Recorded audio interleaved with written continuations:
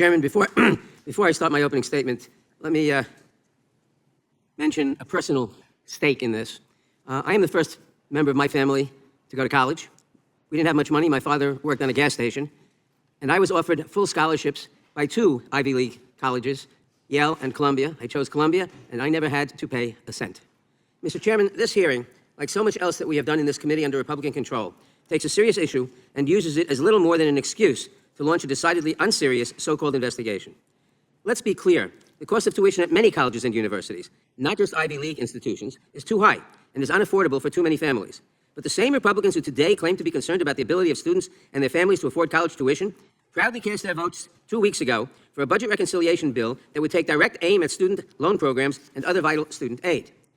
If they really cared about consumer prices, they would not undermine the ability of all students, especially low-income students, to access and afford higher education.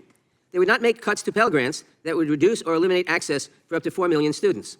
They would not cut student loan subsidies, raising costs for an average borrower by up to $200 a month. They would not make student loan repayments even more difficult and push more students into the predatory private loan market. And they would not include devastating cuts to Medicaid, which will deprive roughly 3.4 million low-income students of much-needed health care. But Republicans showed us very clearly that their priority is tax cuts for billionaires, not affordable higher education. So it is a little difficult to take their concerns seriously today. This hearing also comes in the context of the Trump administration's all-out assault on education and research at colleges and universities across the country, and particularly at Ivy League and other elite universities.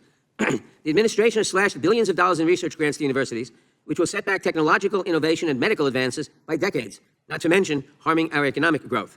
At the same time, they are revoking student visas and sending an unmistakable message to prospective students around the globe that they are not welcome. The result is that the brightest minds in the world, who once flocked to this country, will now look to bring their brains and talents elsewhere. But this attack on higher education has an even more sinister purpose. Its real target is academic freedom. Taking a page from the authoritarian playbook, the Trump administration is using every tool at its disposal in a pressure campaign to impose its ideology on independent academic institutions and to bend them into submission. And unfortunately, they have a willing partner in the Republicans on the Judiciary Committee. Instead of using their power as legislators to make education cheaper, more accessible, and easier to pay off for all Americans, Republicans are using the power of this committee to aid and abet President Trump's ideological war against a very narrow slice of higher ed institutions. How absurdly narrow is their focus?